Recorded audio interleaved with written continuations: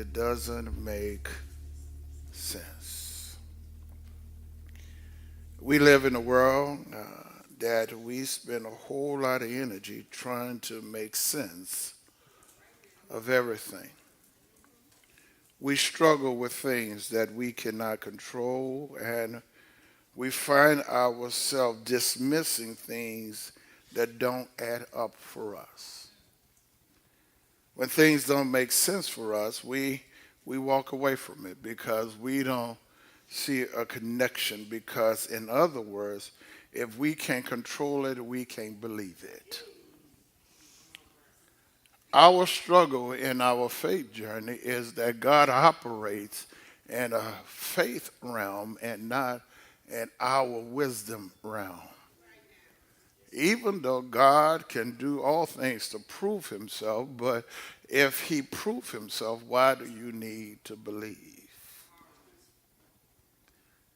Here we find here that Paul is wrestling with folk who are learned folk. Here he's talking to not just anybody, he's talking to folk who are of Jewish descent, Greek descent, and folk who have studied and they're wrestling with rationale and morals and all of those things, and they're looking for stuff that make sense.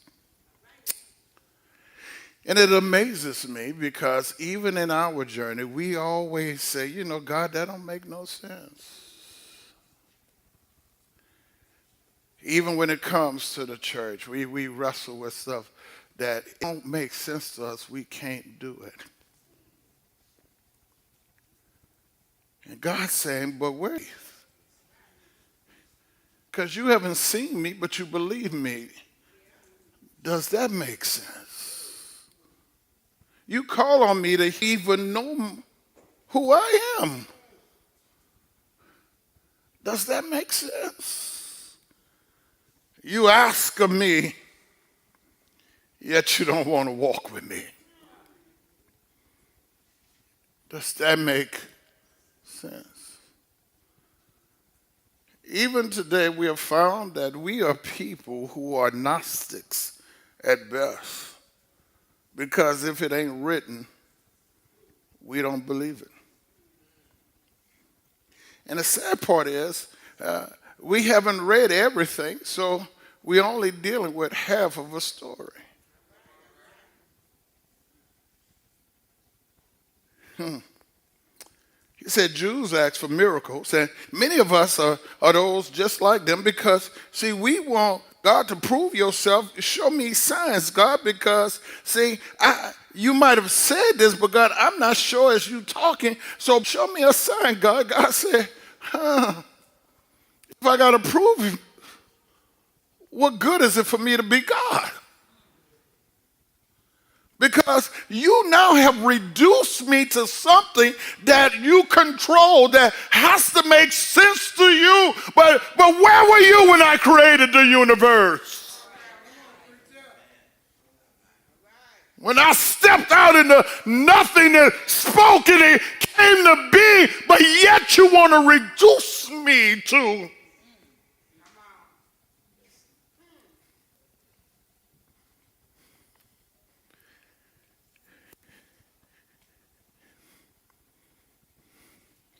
You ever seen an ugly woman with a good-looking man? You ever seen that? That ugly woman got that good-looking man. And you say, how she get him? It don't make no sense.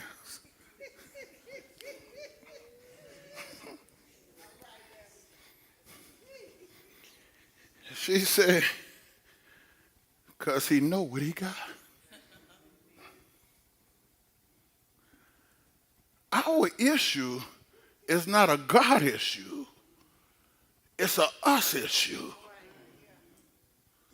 We think God has to prove himself in order for us to believe him. So if God doesn't do anything else, you can't believe him. You know what God's saying? I will not run God in heaven. I'm going to help somebody today, and I'm going to get out the way because Bryce want to get in that water. And I told him I wasn't going in no cold water, so I hope it's warmed up by now. No sense. I told him I'm too old to be in cold water now. I want some folk, whoever drove on E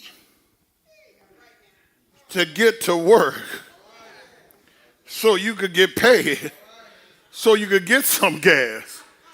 You didn't know how you were going to get there, but some kind of way the fumes in the car kept on working, so you showed up and it just didn't make no. I need some folk who even though the doctor gave you bad news, you said, though he slay me, yet will I trust him. And you seen God turn the situation around. It didn't make no. I need folk who, it didn't make sense. You said, I'm broke. I don't know how I'm going to pay my bills. But God said, go give them that anyway. You gave it, and he opened the windows of heaven, poured you out blessings that you ain't have. And it doesn't make no. I just need to help. One more example. You know they don't like you. You know they hating on you.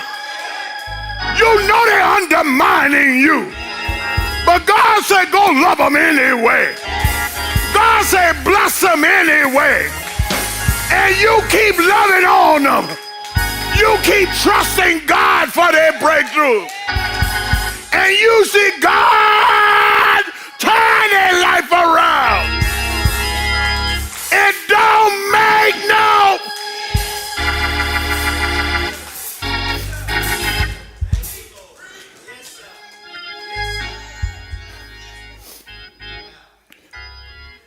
He said, I'm going to take the foolishness.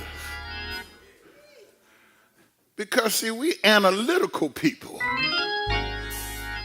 We know A plus B ought to give us C. Because we are linear people.